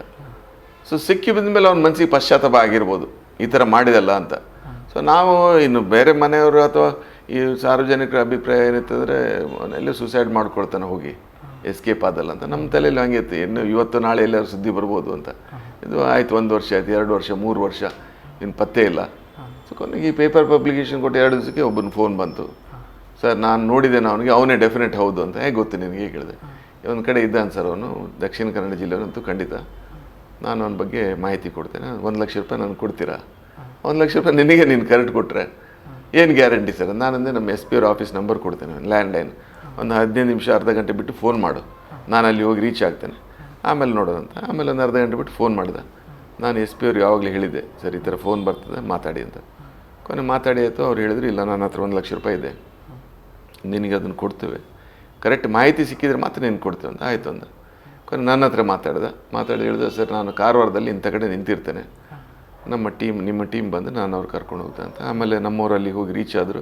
ಅವನಿದ್ದ ಅಲ್ಲಿ ಮಾಹಿತಿ ಕೊಡೋನು. ಅವನ ಜೊತೆಯಲ್ಲಿ ಗೋವಾಕ್ಕೆ ಹೋದರು. ಗೋವಾದಲ್ಲಿ ಕಾಣ್ಕೋಣ ಅಂತ ಒಂದು ಪ್ಲೇಸ್ ಇದೆ, ಮೋಸ್ಟ್ಲಿ ಅಲ್ಲಿ ಇರಬೇಕು ಅವಾಗ. ಸಾಯಂಕಾಲ ಸ್ಟಾರ್ಟಿಂಗ್ ಸಿಗ್ತದೆ. ಹೌದು. ಆಮೇಲೆ ಇವನು ನಮ್ಮವ್ರು ಹೋದರು. ಸಾಯಂಕಾಲ ಕತ್ಲೆ ಆದಮೇಲೆ ಅವನು ಡೈಲಿ ಅಂದರೆ ಆಲ್ಮೋಸ್ಟ್ ರೆಗ್ಯುಲರಾಗಿ ಒಂದು ಮನೆಯಲ್ಲಿ ಅವನ ಬಾಡಿಗೆ ಎದ್ದು ಅಲ್ಲಿಂದ ಬಂದು ಅವನು ಟೈಲರಿಂಗ್ ಏನು ಮುಗಿಸ್ಕೊಂಡು ಬಂದು ಒಂದು ಟೈಲರಿಂಗ್ ಶಾಪಿಗೆ ಕೊಟ್ಟು ಮತ್ತೆ ಹೋಗ್ತಾ ಇದ್ದ. ಅದೊಂದು ರುಟೀನ್, ಒಂದು ಇದಿತ್ತು ಟೈಮಿಂಗ್ಸು. ಅವನು ಹೇಳಿದ ಸರಿ ಇಂಥ ಕಡೆಯಲ್ಲಿ ಬರ್ತಾನೆ ಅಂತ. ನಮ್ಮವ್ರ ಟೀಮು ಹೋದರು, ಕಾಯ್ತಾ ಇದ್ರು. ಅಷ್ಟೊತ್ತಿಗೆ ಬಂದ, ಐಡೆಂಟಿಫೈ ಮಾಡಿದ್ರು. ಇಮ್ಮಿಡಿಯೇಟ್ ನಮ್ಮ ಹಿಡಿದ ಟೀಮೇ ಹೋಗಿತ್ತು ಅಲ್ಲಿಗೆ. ಅವನು ಹಿಡ್ಕೊಂಡಾದ್ಮೇಲೆ ಅವನ ಇಷ್ಟೆಲ್ಲ ಆದಮೇಲೆ ನಮ್ಮ ವಿಚಾರ ಬೇರೆನೇ ಇತ್ತು. ಅಂದರೆ ಅವನು ಸೂಸೈಡ್ ಮಾಡ್ಕೊಳ್ತಾನೆ ಏನೋ. ಅಲ್ಲಿ ಇನ್ನೊಬ್ಬಳ ಮದುವೆಗೆ ಒಂದು ಮಗು ಕೂಡ ಇತ್ತು ಅವನಿಗೆ. ಅವ್ರಿಗೂ ಕೂಡ ಸುಳ್ಳು ಹೇಳಿದೆ, ನಾನು ಅನಾಥ, ನನಗೆ ತಂದೆ ತಾಯಿ ಯಾರಿಲ್ಲ, ಅಣ್ಣ ತಮ್ಮಂದಿರು ಯಾರಿಲ್ಲ, ನಾನು ಒಬ್ಬನೇ ಇರೋದಂತ. ಅವ್ರ ಪಾಪ ಮನೆಯವ್ರು ನಂಬ್ಕೊಂಡ್ರು. ಆಯಿತು ನನ್ನ ಮಗಳಿದ್ದಾಳೆ, ಮದುವೆ ಆಗುವಂತ ಮದುವೆ ಮಾಡಿಕೊಟ್ರು. ಆಮೇಲೆ ಇಟ್ಕೊಂಡು ಬಂದಮೇಲೆ ವಿಚಾರಣೆ 5 ವರ್ಷ ಆಗಿರ್ಬೋದು ಸರ್. ತಪ್ಪಿಸ್ಕೊಂಡೊಂದು 3 ವರ್ಷ ಆಗಿರ್ಬೋದು, 3-4 ವರ್ಷ ಆಗಿರ್ಬೇಕು. ಯಾಕಂದರೆ ಇದು ಪುನಃ ಅವನು ಅರೆಸ್ಟ್ ಆಗಿದ್ದು 99 ಮಾರ್ಚ್ ಏಪ್ರಿಲ್ ಆ ಟೈಮಲ್ಲಿ. ಹೌದು, ಅಲ್ಲಿ ಸೆಟ್ಲ್ ಆಗಿದ್ದ. ಹೌದು, ಒಳ್ಳೆ ಟೇಲರ್ ಅವನು, ಸೆಟ್ಲ್ ಆಗಿದ್ದ. ಹಾಗಾಗಿ ಯಾರಿಗೆ ಡೌಟೇ ಇಲ್ಲ ಅವನ ಮೇಲೆ. ಪೇಪರಲ್ಲಿ ಕೊಡಲಿಲ್ಲ ಅಂದರೆ ಇನ್ನೂ ಸಿಗ್ತಿರ್ಲಿಲ್ಲ ಅವನು ಅವಾಗ. ಹೌದು. ಅಂದರೆ ಈ ಕಾರವಾರದವರಿಗೆ ಅದು ಗೋವಾದ ಪೇಪರಲ್ಲಿ ಅಂದರೆ ಅಥವಾ ಹೇಗೆ ಅದ್ರಲ್ಲಿ ನೋಡಿದ್ರು ಅಥವಾ ಉದಯವಾಣಿ ಪೇಪರಲ್ಲಿ ಸರ್ಕ್ಯುಲೇಟ್ ಆಗ್ತಲ್ಲ, ಅಂದರೆ ಹೋಗಿ ಬರ್ತಾ ಇದ್ರು ಗೋವಾಕ್ಕೆ ಏನಾದ್ರು ಹಾಗೆ ಇರ್ಬೋದು. ಹೌದು, ಅದು ನನಗೆ ಸರಿಯಾಗಿ ನೆನಪಿಲ್ಲ. ಅಂತ ಅವ್ರು ಮಾಹಿತಿ ಕೊಟ್ಟವ್ರು ಅಲ್ಲಿ ಸೆಟ್ಲ್ ಆದ್ರು ಕನ್ನಡದವರೇ.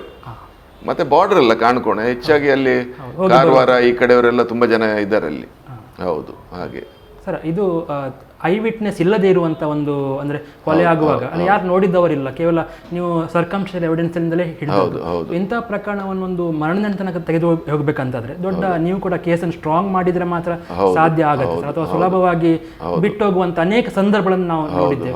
ನಿಮ್ಗೆ ಎಷ್ಟರ ಮಟ್ಟಿಗೆ ಒಂದು ಸವಾಲಿತ್ತು ಸರ್ ಈ ಪ್ರಕರಣವನ್ನು ನೀವು ತೆಗೆದುಕೊಂಡು? ನಿಜವಾದ ಆರೋಪಿನೇ ನಮ್ಮ ಜೊತೆಯಲ್ಲಿ ಸೇರಿಕೊಂಡು ನಮಗೆ ಸರ್ ಅದನ್ನು ಪತ್ತೆ ಮಾಡಬೇಕು, ಆಮೇಲೆ ಅದರ ಏನು ಎಷ್ಟು ತೊಂದರೆ ಆದರೂ ಪರವಾಗಿಲ್ಲ ನಮ್ಮ ಕಡೆಯಿಂದ ನಾವು ಸಹಾಯ ಮಾಡ್ತೇವೆ ಅಂದರೆ ಪ್ರಮುಖವಾಗಿ ಎದುರಿಗೆ ಬಂದು ಹೇಳಿದವನು ಅವನೇ ನಮ್ಮ ಹತ್ರ, ನಮ್ಮನ್ನು ಆವಾಗಲೇ ಮಿಸ್ಲೀಡ್ ಮಾಡ್ಲಿಕ್ಕೆ ನೋಡ್ದ.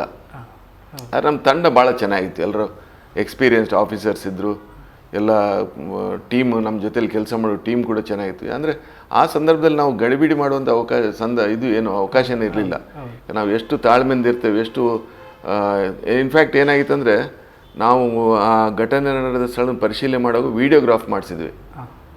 ಆ ಕಾಲದಲ್ಲಿ 94ರಲ್ಲಿ ವೀಡಿಯೋ ಮಾಡಿಸೋದು ಸಾಮಾನ್ಯ ಪ್ರಕರಣಕ್ಕೆಲ್ಲ ಮಾಡಿಸೋದಿಲ್ಲ, ಮಾಡಿಸಿ ಆದಮೇಲೆ ಆ ಬೆಡ್ ಏನು ಎಕ್ಸ್ಟ್ರಾ ಬೆಡ್ ಇತ್ತಲ್ಲ ಅದೆಲ್ಲ ಕ್ಲೀನ್ ಆಯಿತು, ಎಲ್ಲ ಮಾಡಿದ್ವಿ. ಕೆಲವೊಬ್ರಿಗೆ ನೆನಪಿತ್ತು, ಕೆಲವೊಬ್ರಿಗೆ ನೆನಪಿರಲಿಲ್ಲ. ಮತ್ತು ವೀಡಿಯೋ ಹಾಕಿ ನೋಡಿದ್ವಿ. ವೀಡಿಯೋ ಹಾಕಿ ನೋಡುವಾಗ ಅಲ್ಲಿ ಎಕ್ಸ್ಟ್ರಾ ಬೆಡ್ ಇದು ಕನ್ಫರ್ಮ್, ಅಲ್ಲಿಂದ ಎಕ್ಸ್ಟ್ರಾ ಬೆಡ್ ಇತ್ತು. ಸೊ ಮತ್ತೆ ನಮಗೆ ಆ ಒಂದು ಆ್ಯಂಗಲಲ್ಲೇ ನಮ್ಗೆ ಸಂಶಯ ಇತ್ತು, ಎಕ್ಸ್ಟ್ರಾ ಬೆಡ್ ಯಾಕೆ ಬಂತು ಅಂತ. ಸೊ ಆಮೇಲೆ ಅದೇ ಎಕ್ಸ್ಟ್ರಾ ಬೆಡ್ ಹಾಕಿದಾಗ ಯಾರು ಬಂದಿರ್ಬೋದು ಮನೆಗೆ, ಸೊ ಇಂಥವ್ರು ಬಂದಿರ್ಬೋದು. ಇವನು ಆವಾಗ ಏನು ಮಾಡ್ತಾನೆ, ಈಗ ಇನ್ನೊಂದು ಏನು ವಿಷಯ ಅಂದರೆ ಈ ಕೊಲೆ ಮಾಡೋ ಬಗ್ಗೆ ಅವ್ನು ಮೊದಲೇ ತೀರ್ಮಾನ ಮಾಡಿರ್ತಾನೆ. ಸೊ ಒಂದು ದಿವಸ ಒಂದು ಅರ್ಧ ಬಾಟ್ಲಿ ವಿಸ್ಕಿ ತರ್ತಾನೆ, ಅದನ್ನು ಒಂದು ಅರ್ಧ ಕುಡಿತಾನೆ, ಅದರಲ್ಲಿ ಕುಡಿದು ಊಟ ಬಹುಶಃ ಹೊರಗೆ ಮಾಡಿ ಬಂದಿರ್ತಾನೆ. ಬಂದು ಮನೆಯಲ್ಲಿ ಬಂದು ಎಲ್ಲ ನಿದ್ದೆ ಮಾಡೋರಿಗೆ ಕಾಯ್ತಿರ್ತಾನೆ. ಇವರು ಗೋವಿಂದ ಅಂತೂ ಒಂದು ನಿದ್ದೆ ಬರಲಿಕ್ಕೆ ಒಂದು ಮಾತ್ರೆ ತೊಗೊಂಡೆ ಮಲಗ್ತಾರೆ, ಅವ್ರು ಎಚ್ಚರ ಆಗೋದಿಲ್ಲ. ಒಳಗೆ ಇಬ್ಬರು ಹೆಣ್ಮಕ್ಳು ಮತ್ತು ಆ ಮಗು ಎಲ್ಲ ಮಲಗಲಿ ಕಾಯ್ತಿರ್ತಾನೆ. ರಾತ್ರಿ ಎದ್ದು ಮತ್ತೊಂದು ಕುಡಿತಾನೆ, ಖಾಲಿ ಮಾಡ್ತಾನೆ ಬಾಟ್ಲಿ. ಬಾತ್ರೂಮಲ್ಲಿ ಮೇಲೆ ಈ ಸೌದೆ ಮತ್ತು ಇದೆಲ್ಲ ಇಟ್ಟಿರ್ತಾರೆ, ಅದರಲ್ಲಿ ಒಂದು ಭಾರಿ ಗಟ್ಟಿ ಇತ್ತದು, ಈ ಬೀಟೆ ಮರದ್ದು ಕಾಣ್ತದೆ, ಅದನ್ನು ತೆಗೆದಿಟ್ಟು ರಾತ್ರಿ ಇವರೆಲ್ಲ ಮಲಗಿದಾಗ ಮಧ್ಯರಾತ್ರಿ ಬಂದು 4 ಜನರಿಗೆ ಕೊಂದಾಗ್ತಾನೆ. ಫಸ್ಟ್ ಇವನಿಗೆ ಗೋವಿಂದನ ಕುಡಿತಾನೆ, ಆಮೇಲೆ ಅವ್ರು ಶಕುಂತಲೆ ಇರ್ತಾರೆ ಒಳಗೆ, ಅವ್ರು ಹೊಡಿತಾನೆ. ಅವಾಗ ಮಗುಗೆ ಎಚ್ಚರಾಗ್ತದೆ, ಮಗು ಎಚ್ಚರಾಗ್ತದೆ, ಇನ್ನು ನಂದು ಪರಿಚಯ ಸಿಗ್ತಂತ ಮಗುಗೆ ಹೊಡಿತಾನೆ. ಒಂದೊಂದು ಏಟಲ್ಲಿ ಎಲ್ಲ 3. ಆಮೇಲೆ ಅಜ್ಜಿಗೆ ಕೇಳ್ತದೆ ಸೌಂಡ್, ಅವ್ರು ಒಳಗಿನ ಕೋಣೆಯಲ್ಲಿ ಮಲಗಿರ್ತಾರೆ. ಅದು ಏನಿದು ಗಲಾಟೆ ಅಂತ ಅದು ಹೊರಗೆ ಬರುವಾಗ ಅವ್ರ ತಲೆ ಅಂದರೆ 4 ಹೆಣ್ಣು ಅಲ್ಲಿ ಬೀಳ್ತದೆ. ಸಾಮಾನ್ಯವಾಗಿ ಪೊಲೀಸರ ಎದುರಿಗೆ ಅಧಿಕಾರಿಗಳ ಮುಂದೆ ಒಪ್ಪಿಕೊಳ್ಳುವವರು ಕೋರ್ಟಲ್ಲಿ ಕೆಲವೊಮ್ಮೆ ಒಪ್ಪಿಕೊಳ್ಳದೇ ಇರುವುದು, ಅಥವಾ ನನಗೆ ಒತ್ತಡ ಇತ್ತು, ಪೊಲೀಸರು ಹೆದರಿಸಿದ್ರು ಅಂತ ಹೇಳುವ ಚಾನ್ಸ್ ಇರುತ್ತೆ ಸರ್. ಹಾಗೆ ಕೆಲವೊಮ್ಮೆ ಕೇಸ್ ವೀಕ್ ಆಗುವಂಥದ್ದು ಇರುತ್ತೆ. ಸೊ ಈ ಪ್ರಕರಣದಲ್ಲಿ ಹಾಗೆ ಅವನು ಅಲ್ಲಿ ಕೂಡ ಒಪ್ಪಿಕೊಂಡ ಸರ್, ನಿಮ್ಮ ಹತ್ರ ಒಪ್ಪಿದಷ್ಟು ಸುಲಭವಾಗಿ ನಿಮಗೆ ಅದೇ ಅದರಲ್ಲಿ ಸಾಂದರ್ಭಿಕ ಸಾಕ್ಷಿ ಇತ್ತು, ಅವನಿದ್ದ ಬಗ್ಗೆ ಸಿಕ್ತು. ಮುಖ್ಯವಾಗಿ ಅವನು ಮನೆಯಲ್ಲಿ ಏನು ಕಳ್ಳತನ ಆಗಿತ್ತು ಒಡವೆ, ಅದು ಅವನಿಂದ ಸಂಪೂರ್ಣವಾಗಿ ರಿಕವರಿ ಆಯಿತು. ತನಿಖಾಧಿಕಾರಿಯವರು ಅವಾಗ ಸಂಪೂರ್ಣವಾಗಿ ರಿಕವರಿ ಮಾಡಿದರು. ಆಮೇಲೆ ಬೇರೆ ಸಾಂದರ್ಭಿಕ ಸಾಕ್ಷಿ ಇತ್ತು. ಆಮೇಲೆ ಅವನು ಹೇಳಿದ, ನಾನು ಅವತ್ತು ಹೆಂಡತಿ ಮನೆಯಲ್ಲಿ ಮಲಗಿದೆ ಅಂತ, ಹೆಂಡತಿ ಹೇಳಿದ್ಲು ಇಲ್ಲ ಅಂತ. ಆಮೇಲೆ ಟೇಲರಿಂಗ್ ಶಾಪಿಗೆ ಹೋಗಿದ್ದೆ, ಅಲ್ಲಿ ಮಲಗಿದ್ದೆ ಅಂತ, ಅದು ಸುಳ್ಳಾಯಿತು. ಸೊ ಅವರ ಹೇಳಿಕೆ ಕೂಡ ಅದರಲ್ಲಿ ಮಹತ್ವದ ಇದಿತ್ತು. ಅದರೊಟ್ಟಿಗೆ ಅವನಿಂದ ವಶಪಡಿಸ್ಕೊಂಡಂಥ ಆಭರಣಗಳು ಮತ್ತು ಸಾಕ್ಷಿ ಯಾರಿದ್ರು, ಭಾರಿ ಒಳ್ಳೆಯ ಸಾಕ್ಷ್ಯದಾರರು. ರಿಕವರಿ ಟೈಮಲ್ಲಿ ನಮ್ಮ ವಾಮಂಜೂರಿಂದ ಗಣ್ಯ ಪ್ರಮುಖರನ್ನೇ ನಾವು ತೊಗೊಂಡಿದ್ದೆ. ಯಾಕಂದರೆ ನಾಳೆ ಹಾಸ್ಟೈಲ್ ಆಗಬಾರ್ದಲ್ಲ, ಅವನಿಗೆ ಪರವಾಗಿ ಯಾರು ಹೇಳಬಾರ್ದು. ಹಾಗಾಗಿ ಅವರು ಒಬ್ಬರು ಡಾಕ್ಟರ್ ಬಾಳಿಗ ಅಂತ ಕಾಣ್ತಾರೆ, ಮತ್ತೊಬ್ಬರು ಚಂದ್ರ ಸರೈ ಅಂತ, ಅವಾಗ ಗ್ರಾಮ ಪಂಚಾಯತ್ ಪ್ರೆಸಿಡೆಂಟ್ ಆಗಿದ್ದರು. ಒಳ್ಳೆಯವರೆಲ್ಲ ಅವರು ಭಾಳ ಸಹಾಯ ಅಂದರೆ ತನಿಖೆಗೆ ಭಾಳ ಸಹಕಾರ ಮಾಡಿದರು. ಮತ್ತು ಹಾಗಾಗಿ ಆ ಸಂದರ್ಭದಲ್ಲಿ ಅವ್ರು ಹೇಳಿದ ಸಾಕ್ಷ್ಯಾಧಾರ ಮತ್ತು ಪೊಲೀಸರು ಹಾಜರುಪಡಿಸಿದಂಥ ಇದು ಏನು ಪ್ರಮುಖವಾದ ಸಾಕ್ಷಿ ಎಲ್ಲ ಇತ್ತಲ್ಲ, ಸೊ ಅದರಲ್ಲಿ ಕೋರ್ಟ್ ಕನ್ಸಿಡರ್ ಮಾಡ್ತು. ಅದು ಅವನಿಗೆ ಶಿಕ್ಷೆ ಆಯಿತು, ಮರಣದಂಡನೆ ಆಯಿತು. ಅಲ್ಲಿ ಬಾಟ್ಲಿ ಇಂಪಾರ್ಟೆಂಟ್ ಇದೆ, ಕುಡಿದದ್ದು ಖಾಲಿ ಇಲ್ಲ, ಅದು ಅದರಲ್ಲಿ ಇತ್ತು. ಅದು ಒಂದು ಅಂದರೆ ಮನೆಯಲ್ಲಿ ಬೇರೆ ಯಾರು ಕುಡಿಯೋರು ಇರಲಿಲ್ಲ. ಸೊ ಅಂದರೆ ಬಾಟ್ಲಿಯಲ್ಲಿತ್ತು. ಸೊ ಆಮೇಲೆ ಇವನ ಅಭ್ಯಾಸ ಎಲ್ಲ ಕೇಳ್ಕೊಂಡಾಗ ಹೌದು ಅವ್ನು ಕುಡಿಯೋ ಅಭ್ಯಾಸ ಇತ್ತು ಅಂದರು. ಸೊ ಅದರಲ್ಲಿ ಪ್ರಮುಖವಾದ ಇದೇನು ಅಂತ ಅನಿಸೋದಿಲ್ಲ. ಬಟ್ ಅದನ್ನು ಕೃತ್ಯ ಎಸಗಲಿಕ್ಕೆ ಆ ಸಂದರ್ಭದಲ್ಲಿ ಅವನಿಗೇನು ಮನಸ್ಸಿಗೆ ಧೈರ್ಯ ಬರಲಿಕ್ಕೋ ಅಥವಾ ಅದೇನೋ ಗೊತ್ತಿಲ್ಲ, ಅಂತೂ ಕುಡ್ದ ಅದ್ರ ಬಗ್ಗೆ ವಿಚಾರಣೆ ಮಾಡಿದ್ವಿ. ಅದು ಪ್ರಮುಖ ಅಂತ ಹೇಳಲಿಕ್ಕೆ ಆಗೋದಿಲ್ಲ.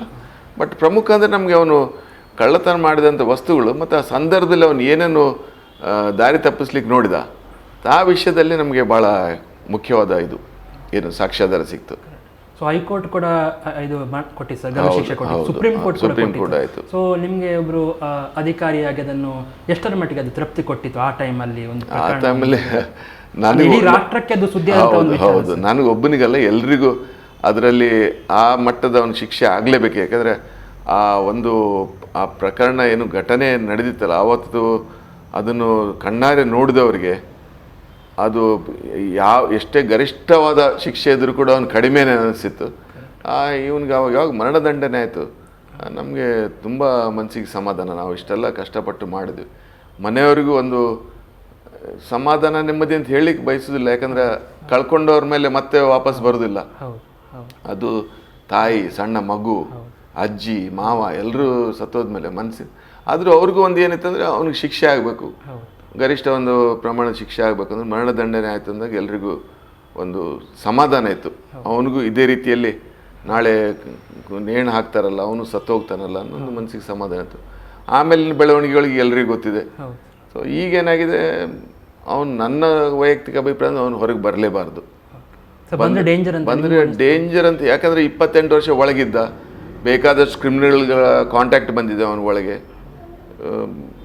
ಬೇರೆ ಬೇರೆ ನಮ್ಮನೆ ಅಂಡರ್ವರ್ಲ್ಡ್ನರ್ ಇರ್ಬೋದು, ಮರ್ಡರರ್ಸ್ ಇರ್ಬೋದು, ಡೆಕಾಯ್ಟ್ಸ್ ಇರ್ಬೋದು, ಬೇರೆ ಬೇರೆ ವಿಧದ ಕ್ರಿಮಿನಲ್ಸ್ಗಳು ಕಾಂಟ್ಯಾಕ್ಟ್ ಬಂದು 28 ವರ್ಷ. ಅವನ ಮನಸ್ಥಿತಿ ಯಾವ ರೀತಿ ಬದಲಾವಣೆಗೆ ಅಂತ ಹೇಳಿಕ್ಕಾಗಲ್ಲ. ಆವಾಗೇನೋ ಭಾರಿ ಕ್ವಾಯಟ್ ಆಗಿದ್ದ, ಅಥವಾ ಏನೋ ಇದೇ ಒಂದು ಪ್ರಕರಣ, ಅವ್ನು ಬೇರೆ ಯಾವ್ದು ಪ್ರಕರಣ ಇರಲಿಲ್ಲ ಅವನ ಮೇಲೆ ನಾವು ನಮಗೆ ಹೇಳ್ತೇವೆ. ಬಟ್ ಈ 28 ವರ್ಷಗಳ ಅವಧಿಯಲ್ಲಿ ಬೇಕಾದಷ್ಟು ಅವನು ಟ್ರಾನ್ಸ್ಫಾರ್ಮೇಷನ್ ಆಗಿರ್ಬೋದು, ಅವನ ಏನೆಲ್ಲ ಮಾಡ್ಬೋದು ಅಂತ. ಮನೆಯವರು ನನ್ನ ಬಿಡಲಿಲ್ಲ, ನನಗೆಲ್ಲ ಈ ಶಿಕ್ಷೆ ಆಗೋರಿಗೆಲ್ಲ ನೋಡಿಕೊಂಡ್ರು, ಅವ್ರಿಗೆ ಯಾಕೆ ಬಿಡಬಾರ್ದು, ನಾನು ಬಿಡಬೇಕು ಅಂತೇಳಿ ಮತ್ತು ಪುನಃ ಇನ್ನೊಬ್ಬನಿಗೊಂದು ಮತ್ತೆ ಹೋಗ್ತೇನೆ, ಹೇಗೂ ಜೈಲಲ್ಲಿ ನನಗೆ ಇರಲಿಕ್ಕೆ ಇದು ಮಾಡಿಕೊಟ್ಟಿದ್ದಾರೆ, ಒಳಗೆ ಹೋದ್ರೆ ನನಗೇನಾಗಲಿಕ್ಕಿದೆ ಅಂತ ಅದೊಂದು ಆಗ್ಬೋದು. ಅಥವಾ ಇನ್ನು ಸಂಬಂಧಿಕರಲ್ಲಿ ಯಾರಾದರೂ ಅವ್ನು ಬಂದರೆ ಅವ್ನು ಯಾಕೆ ನಮ್ಮ ಮಧ್ಯೆ ಇರಬೇಕಂತ ಅವನ ಮೇಲೆ ಅಟ್ಯಾಕ್ ಮಾಡಲಿಕ್ಕೂ ಸಾಧ್ಯತೆ ಇದೆ. ಯಾಕಂದರೆ ಆ ಸಿಟ್ಟು ಇನ್ನೂ ಅವ್ರು ಕಡಿಮೆ ಆಗಿಲ್ಲ. ನಾನು ಮಾತಾಡಿಸಿದೆ, ಸ್ವಾಭಾವಿಕ ಯಾರಿಗಾದರೂ ಇಷ್ಟೆಲ್ಲ ಮಾಡಿದ ಮೇಲೆ 28 ಅಲ್ಲ 50 ವರ್ಷ ಹೋದರೂ ಕೂಡ ಅವ್ನು ಹೊರಗೆ ಬರ್ತಾ ಅಂದರೆ ಅವ್ರಿಗೆ ಖಂಡಿತವಾಗಿ ಮನಸ್ಸಿಗೆ ಬೇಸರ ಆಗ್ತದೆ, ಅದು ವಿರೋಧ ಮಾಡೇ ಮಾಡ್ತಾರೆ. ಅದನ್ನು ಈಗ ನನ್ನ ಹತ್ರ ಮಾತಾಡಿದ್ರು, ನಾನು ಅವ್ರಿಗೆ ನನ್ನ ಕೈಯಿಂದ ಎಷ್ಟು ಸಾಧ್ಯ ಆಗ್ತದೆ ಅದನ್ನು ಅವ್ರು ಗೈಡ್ ಮಾಡಿದೆ.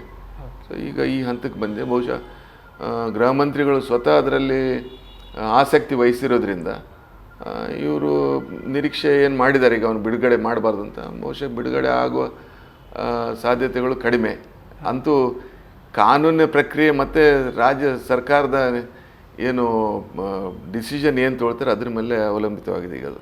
ಸರ್, ಅವನಿಗೆ ಯಾವತ್ತದು ಪಶ್ಚಾತ್ತಾಪ ಇತ್ತು ಸರ್? ನೀವು ಗಮನಿಸಿದ ರೀತಿಯಲ್ಲಿ 4 ಕೊಲೆ ಮಾಡಿದ್ದೇನೆ ನಾನು, ನನ್ನದೇ ಕುಟುಂಬದವರು, ಊಟ ಹಾಕಿದವರು, ಅವನಲ್ಲೇ ಏನಿಲ್ಲ. ಅವಾಗ ಯಾವುದೇ ಒಂದು ಪಶ್ಚಾತ್ತಾಪ ಅವನಿಗಿರಲಿಲ್ಲ, ಏನು ಮಾಡಲಿಲ್ಲ, ಏನು ಮಾತಾಡುವ. ಅದಲ್ಲದೆ ಅಷ್ಟು ಪಶ್ಚಾತ್ತಾಪ ಇದ್ದರೆ ಅವ್ನು ಮತ್ತೆ 2 ವರ್ಷ ಜೈಲಲ್ಲಿ ಇದ್ಕೊಂಡು ಅವ್ನು ಬಂದು ಒಪ್ಕೊಳ್ತಿದ್ದ, ನಾನೇ ಮಾಡಿದ, ನನ್ನ ಮೇಲೆ ಸಾಕ್ಷ್ಯಾಧಾರ ಬೇಡ, ನನ್ನ ತಪ್ಪಾಗಿದೆ, ನನ್ನ ಶಿಕ್ಷೆ ಏನು ಕೊಡ್ತಾರೆ ನನಗೆ ಶಿಕ್ಷೆ ಕೊಡಿ ಅಂತ ಹೇಳ್ಬೋದಿತ್ತು ಅವನಿಗೆ. ಅಥವಾ ಎಲ್ಲವನ್ನೂ ನಾನು ನೋಡೋಣ ಜಸ್ಟಿಫೈ ಮಾಡ್ಕೊಳ್ಳಿಕ್ಕಾದ್ರೆ ಮಾಡ್ಕೊಳ್ತೇನೆ ಜೈಲಲ್ಲಿ, ಇಲ್ಲಾಂದರೆ ನಾನು ಸುಮ್ಮನೆ ಇರ್ತೇನೆ ಅಂತ ಹೇಳ್ಬೋದು. ತಪ್ಪಿಸ್ಕೊಂಡೋಗಿ ಮತ್ತೊಂದು ಮದುವೆ ಆಗ್ತಾನಂದ್ರೆ ಹಾಗಾದರೆ ಇದು ಪಶ್ಚಾತ್ತಾಪದ ಪ್ರಶ್ನೆನೇ ಬರೋದಿಲ್ಲ. ಪಶ್ಚಾತ್ತಾಪ ಆಗಿದ್ದರೆ ಅವನು ಎಲ್ಲೋ ಬೇರೆ ಕಡೆಯಲ್ಲೋ ಹೋಗಿರ್ತದೆ, ಅಥವಾ ಸೂಸೈಡ್ ಮಾಡ್ಕೊತಿದ್ದೆ, ಏನೋ ಮಾಡ್ಕೊಳ್ತದೆ. ಇದು ಮದುವೆಯಾಗಿ ಮತ್ತೆ ಅವನಿಗೆ ಅವನ ನೆಮ್ಮದಿ ಜೀವನದಲ್ಲಿದ್ದವನು, ಇಷ್ಟೆಲ್ಲ ಆದರೂ ಅವನಿಗೇನು ಪಶ್ಚಾತ್ತಾಪ ಇರಲಿಲ್ಲ ಅವಾಗ. ಸರ್, ಆಗ ಮೊಬೈಲ್ ಇರಲಿಲ್ಲ, ಟೆಕ್ನಾಲಜಿ ಅಷ್ಟು ಇಂಪ್ರೂವ್ ಆಗಿರಲಿಲ್ಲ. ಈಗಾದರೆ ಗೊತ್ತಾಗುತ್ತೆ ನೆಟ್ವರ್ಕ್ ಎಲ್ಲಿರ್ತಾರೆ. ಸೊ ನಿಮಗೆ ಆ ಟೈಮ್ ಇದು ಒಂದು ತನಿಖೆಯ ವ್ಯವಸ್ಥೆಯನ್ನು ಮತ್ತು ಈಗಿನ ತನಿಖೆಯ ವ್ಯವಸ್ಥೆಯನ್ನು ನೋಡುವಾಗ ಎಷ್ಟು ಡಿಫ್ರೆನ್ಸ್ ಅಂತ ಹ್ಯಾಸ್ ಎ ಚಾಲೆಂಜಿಂಗ್ ಇದೆ. ಆವಾಗ ನೀವು ಹೇಳಿದಾಗೆ ನಮಗೆ ಮೊಬೈಲ್ ನೆಟ್ವರ್ಕೇ ಇರಲಿಲ್ಲ, ಇತ್ತು ಜಸ್ಟ್ ಬಿಗಿನಿಂಗ್. ಆವಾಗ 97, 98 ಬಹುಶಃ ಬಿಗಿನಿಂಗ್. ಆ ಟೈಮಲ್ಲಿ ಈ ಕೊಲೆಯಾಗುವಂತೂ ಬಹುಶಃ ಇತ್ತು, ಒಂದು ಇಲ್ಲ ಇರಲಿಲ್ಲ, ಕರೆಕ್ಟ್, ಆವಾಗ ಇರಲಿಲ್ಲ. 94 94 ಖಂಡಿತ ಇರಲಿಲ್ಲ. ಆಮೇಲೆ ಅವ್ನು ತಪ್ಪಿಸ್ಕೊಂಡೋದ ಸಂದರ್ಭದಲ್ಲಿ ನನಗೆ ಒಂದು ಮೊಬೈಲ್ ನನ್ನ ಹತ್ರ ಇತ್ತು. ಆ ಸಂದರ್ಭದಲ್ಲಿ 99 ಆವಾಗ ನಾವು ಬೇಸಿಕಲಿ ನಮ್ಮದು ಮಾಹಿತಿ ಅಂದರೆ ಹ್ಯೂಮನ್ ಇಂಟೆಲಿಜೆನ್ಸ್ ಮಾಹಿತಿ ಯಾರು ಕೊಡ್ತಿದ್ರಲ್ಲ ಅವ್ರ ಜೊತೆಲಿ ಪಬ್ಲಿಕ್ ಕಾಂಟ್ಯಾಕ್ಟ್ಸ್ ಚೆನ್ನಾಗಿ ಇಟ್ಕೊಂಡಿದ್ವಿ, ಎಲ್ಲ ಹಂತದಲ್ಲಿ ಚೆನ್ನಾಗಿ ಇಟ್ಕೊಂಡಿದ್ವಿ. ನಮ್ಮ ಸ್ಟಾಫ್ ಕೂಡ ಅಷ್ಟೇ. ಯಾವುದೇ ಪ್ರದೇಶದಲ್ಲಿ ಏನೋ ಘಟನೆ ಆದರೆ ನಮಗೆ ಸಾರ್ವಜನಿಕರಿಂದ ಮಾಹಿತಿ ಬರಬೇಕು, ಅದನ್ನು ನಾವು ಭಾಳ ವಿಸ್ತೃತವಾಗಿ ತನಿಖೆ ಮಾಡ್ತಿದ್ವಿ, ಮಾಹಿತಿಯನ್ನು ಕಲೆಕ್ಟ್ ಮಾಡ್ತಿದ್ವಿ. ಇವಾಗಲೂ ನಾನು ಹೇಳಿದ್ದೇನೆಂದರೆ ನಮ್ಮ ಜನರಿಂದ ಬರುವಂಥ ಮಾಹಿತಿ ಅಂದರೆ ಕಾನ್ಫಿಡೆನ್ಷಿಯಲ್ ಆಗಿದ್ದವರು ನಮ್ಮ ಜೊತೆಯಲ್ಲಿ ಭಾಳ ಕಾನ್ಫಿಡೆಂಟಾಗಿ ಅಂದ್ಕೊಳ್ಳೋ ಮಾಹಿತಿ ಕೊಡ್ತಾರೆ, ಅದು ಇವತ್ತಿಗೂ ಉತ್ಕೃಷ್ಟ ಅಂತ ಹೇಳ್ತೇನೆ. ಯಾಕಂದ್ರೆ ಈಗ ಈ ನಮ್ಮ ಎಲೆಕ್ಟ್ರಾನಿಕ್ ಇದು ಬಂತು, ಏನೋ ಡಿವೈಸಸ್ ಬಂತು. ಫೋನ್ ಇರ್ಬೋದು, ಕಂಪ್ಯೂಟರ್ಸ್ ಇರ್ಬೋದು, ಇನ್ನು ಬೇರೆ ಎಲ್ಲ ಇರ್ಬೋದು, CC ಕ್ಯಾಮ್ರಾ ಇರ್ಬೋದು. ಅದರಲ್ಲಿ 100ಕ್ಕೆ 100ರಷ್ಟು ನಾವು ಅದನ್ನು ಖಚಿತ ಅಂತ ಹೇಳಲಿಕ್ಕಾಗೋದಿಲ್ಲ. ಕ್ರಿಮಿನಲ್ಸ್ ಒಂದು ಸ್ಟೆಪ್ ಮುಂದೆ ಹೋಗಿರ್ತಾರೆ, ಅಡ್ವಾನ್ಸ್ ಆಗಿರ್ತಾರೆ. ಈಗ ಮೊಬೈಲ್ ನಾವು ಕಾಲ್ ಡೀಟೇಲ್ ರಿಪೋರ್ಟ್ ತೆಗಿತು, ಅವನು ಒಬ್ಬನ ಲೊಕೇಶನ್ನು ಮಂಗಳೂರಲ್ಲಿ ತೋರಿಸ್ತದೆ, ಅವನು ಉಡುಪಿಯಲ್ಲಿ ಒಂದು ಅಪರಾಧ ಎಸಗಿರ್ತಾನೆ. ಅವ್ನು ಬಂದು ಹೇಳ್ತಾನೆ 1 ಗಂಟೆಲಿ ಹೋಗಿ ಮಾಡಿ ಬರ್ತಾನೆ, ಸರ್ ನಾನು ಉಡುಪಿಯಲ್ಲಿ ಮಂಗಳೂರಲ್ಲಿ ಇದ್ದೆ ಸರ್, ನನ್ನ ಫೋನ್ ಲೊಕೇಶನ್ ತೆಗೀರಿ ಅಂತಾನೆ. ಅವಾಗ ಅವನು ಅಫೆನ್ಸಲ್ಲಿ ಮಾಡಿದರೂ ಕೂಡ ಅವ್ನ ಲೊಕೇಶನ್ ಇಲ್ಲಿ ತೋರಿಸಿರ್ತದೆ. ಅದೇ ಒಬ್ಬ ವ್ಯಕ್ತಿ ವೈಯಕ್ತಿಕವಾಗಿ ಒಬ್ಬ ನೋಡಿದಾನಿದ್ರೆ, ಸರ್ ನಾನು ಉಡುಪಿಯಲ್ಲಿ ಇಂಥ ಬಸ್ನಲ್ಲಿ ಇಳಿದು ನೋಡಿದ್ದೇನೆ, ಆಮೇಲೆ ಇಂಥ ಬಸ್ನಲ್ಲಿ ಪುನಃ ವಾಪಸ್ ಹೋಗೋದು ನಾನು ನೋಡಿದ್ದೇನೆ, ನಾನು ತುಂಬ ಪರಿಚಯದ ಅಂದರೆ ಅದಕ್ಕಿಂತ ಹೆಚ್ಚಿಗೆ ಮಾಹಿತಿ ಬೇಕಾಗಿಲ್ಲ ನಮಗೆ.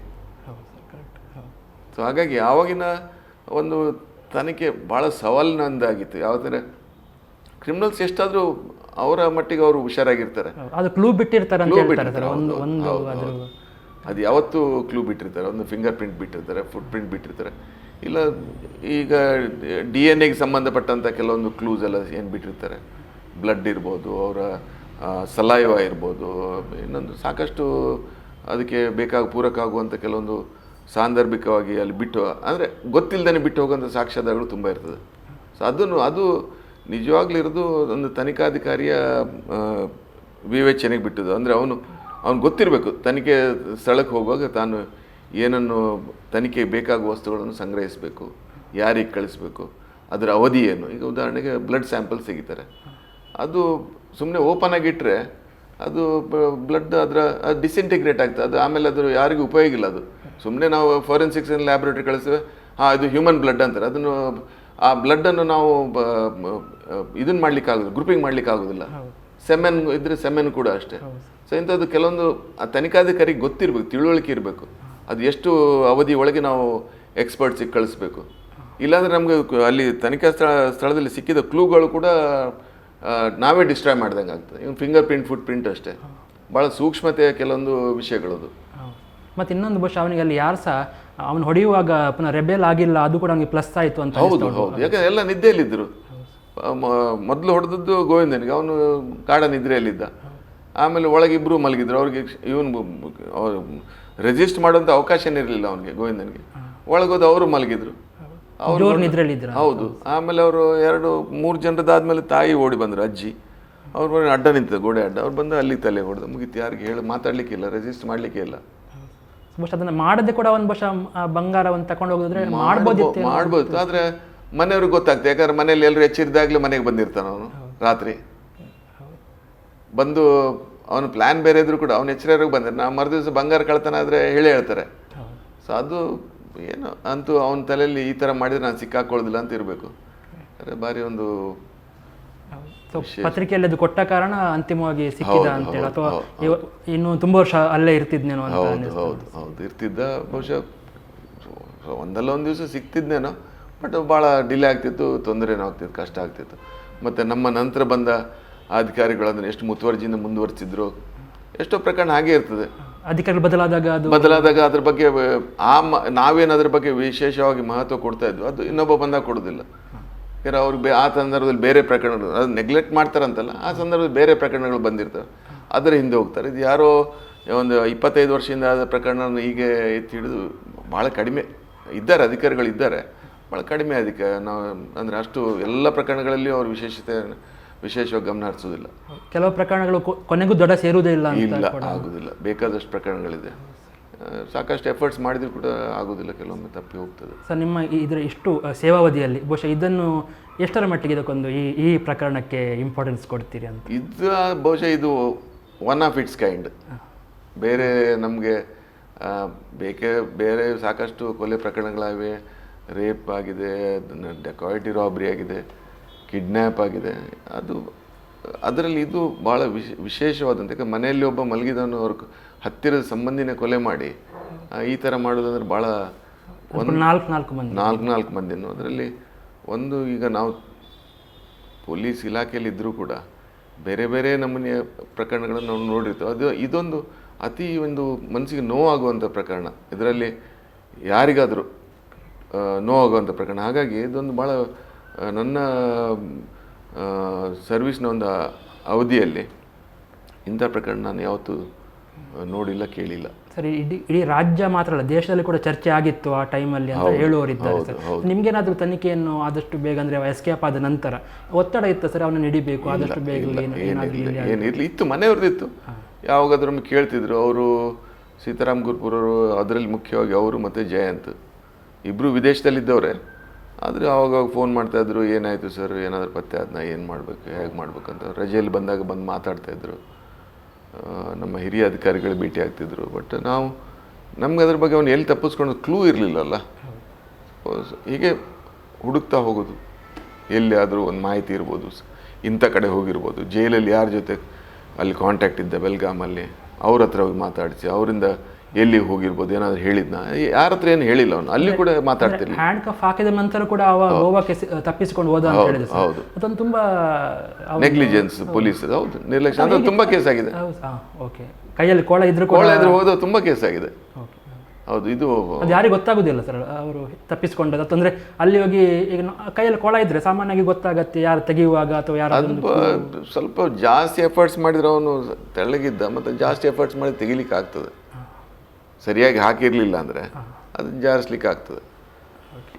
ಇಲ್ಲ, ಈ ಪ್ರಕರಣ ಅಂದರೆ ಮನೆ ಒಳಗೆ ನಡೆದಂಥ ಪ್ರಕರಣ. ಮತ್ತು ಇನ್ನಿತರ ಅಪರಾಧಗಳು ಈಗ ನಡೀತಾನೇ ಇದೆ ಎಲ್ಲ ಕಡೆಯಲ್ಲಿ. ನಾವೇ ಈಗ ಏನು ಹೇಳ್ತೇವೆ, ಕಳ್ಳರ ಕೈಗೆ ಬೀಗ ಕೊಟ್ಟಾಗೆ ನಾವೇ ಅವ್ರಿಗೆ ಆಹ್ವಾನ ಮಾಡ್ತೇವೆ. ಈಗ ಯಾವುದೇ ಅಪರಾಧಿ ಇರಲಿ, ಅವನಿಗೆ ಅವಕಾಶ ಮಾಡಿಕೊಟ್ಟಾಗ ಮಾತ್ರ. ಈಗ ನಾವು ಮನೆಗೆ ಬೀಗ ಹಾಕಿ ಬಂಗಾರ ಒಡವೆ ಎಲ್ಲ ಇಟ್ಟು ಹೋಗ್ತೇವೆ.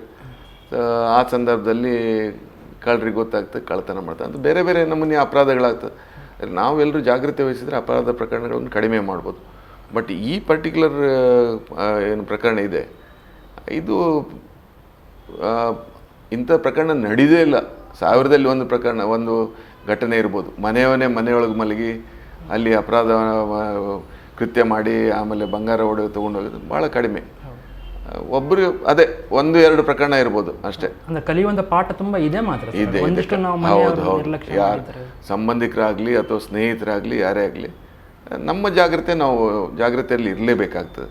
ಆವಾಗ ಮಾತ್ರ ಎಷ್ಟೋ ಪ್ರಕರಣಗಳನ್ನು ನಾವು ತಡಿಬೋದು ಅಂತ ಆಗ್ತದೆ. Thank you very much sir. ಆಯಿತು, ಥ್ಯಾಂಕ್ ಯು. ವೀಕ್ಷಕರೇ, ಇದು ಇವತ್ತಿನ ಸ್ಪೆಷಲ್ ಇಂಟರ್ವ್ಯೂ. ಬಹುಶಃ ಒಂದು ಪ್ರಕರಣದಿಂದ ನಾವು ಜನಸಾಮಾನ್ಯರು ಕೂಡ ಕಲಿಯುವಂಥದ್ದು ಮತ್ತು ಈ ಪ್ರಕರಣವನ್ನು ಭೇದಿಸಲಿಕ್ಕೆ ಪೊಲೀಸರು ಎಷ್ಟು ಶ್ರಮ ಪಡ್ತಾರೆ ಮತ್ತು ಅವರ ಹಿಂದಿರುವಂಥ ವಿಧಾನಗಳು ಮತ್ತು ಅವರ ಮುಂದಿರುವಂಥ ಸವಾಲುಗಳ ಬಗ್ಗೆ ವಿವರವಾಗಿ ಮಾತನಾಡಿರುವಂಥ ಶ್ರೀಯುತ ಜಯಂತ್ ಶೆಟ್ಟಿ ಅವರಿಗೆ ನಿಮ್ಮೆಲ್ಲರ ಪರವಾಗಿ ಆತ್ಮೀಯವಾಗಿರುವಂಥ ಧನ್ಯವಾದ. Thank you very much sir. ಇದು ಇವತ್ತಿನ ಕಾರ್ಯಕ್ರಮ. ಮುಂದಿನ ಮತ್ತೊಂದು ವಿಶೇಷ ಕಾರ್ಯಕ್ರಮದಲ್ಲಿ ಮತ್ತೆ ಭೇಟಿಯಾಗೋಣ. ನಮಸ್ಕಾರ.